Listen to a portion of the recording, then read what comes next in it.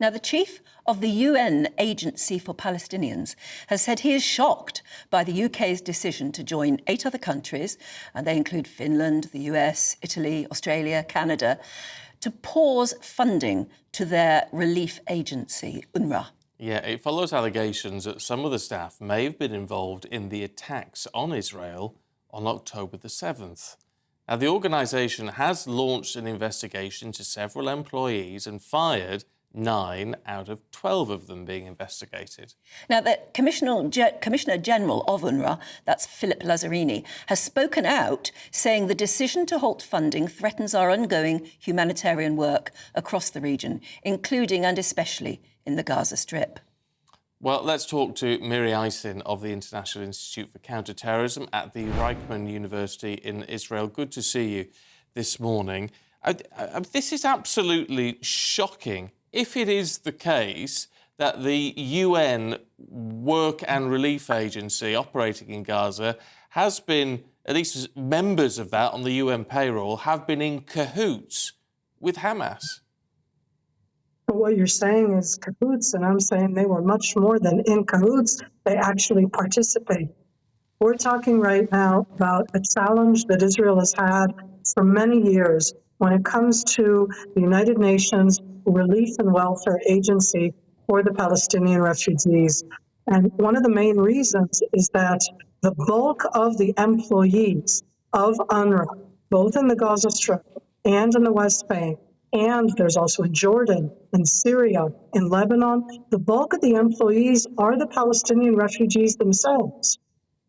And as such, it's very challenging to understand that difference that we have there, that they participate and are part of the Palestinian people inside the Gaza Strip. And in this case, Israel transferred hardcore evidence of the actual participation of 12 employees in the attack on October 7th.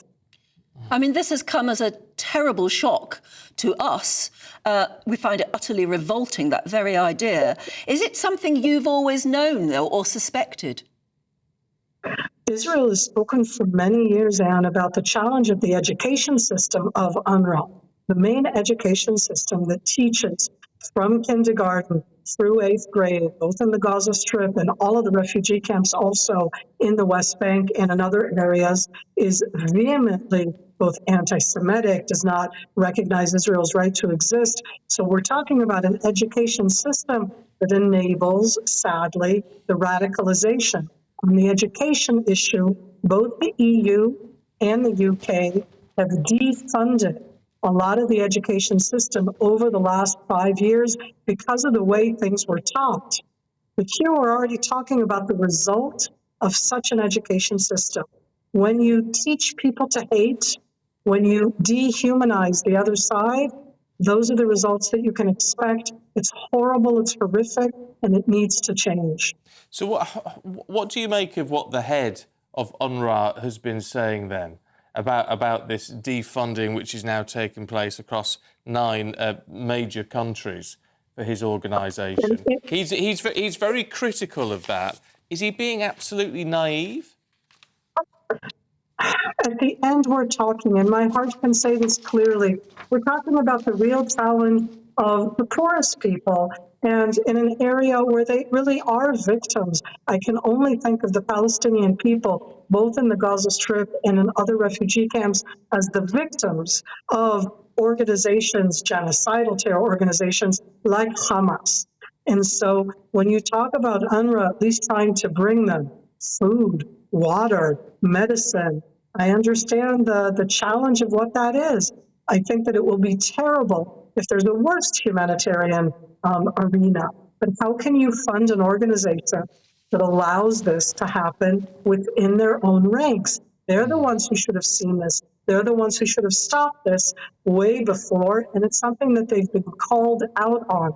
As I said, on the education, which brings the radicalization, which enables those terrorists to come and do what they did, that's been called out for many years. Yeah, I mean, look, there's no way that countries like the United Kingdom could sit back in all good conscience knowing that they're funding Hamas or funding an anti-Semitic ideology.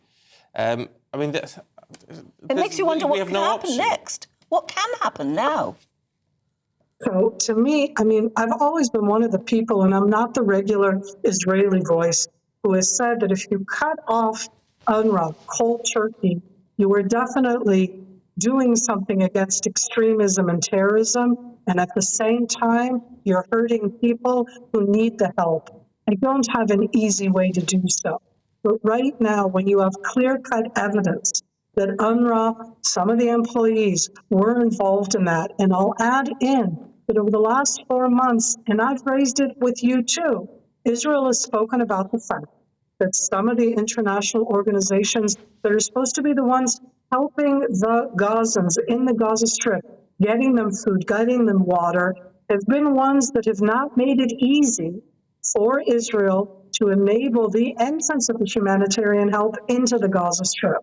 So let's make sure that we're all on the table, that those voices that are trying to help Hamas are sidelined, not just in attacking Israel, but let's say they're helping Hamas by not letting or enabling the humanitarian assistance to come into the Gaza Strip. So, Anne, if you asked what next, that's what I'm looking at right now. OK. Miri Aisin, as always, it's good to talk to you. Thank you. Thank you. What a terrible, terrible mess. Oh, it's just horrific, isn't it? It's horrific. I mean, heck, what do you do? I can't understand what the boss of UNWRA is saying, really, and he needs to be looking very closely at what on earth is going on and coming up with A relief solutions. agency should be completely Impartial. independent and impartial. Absolutely.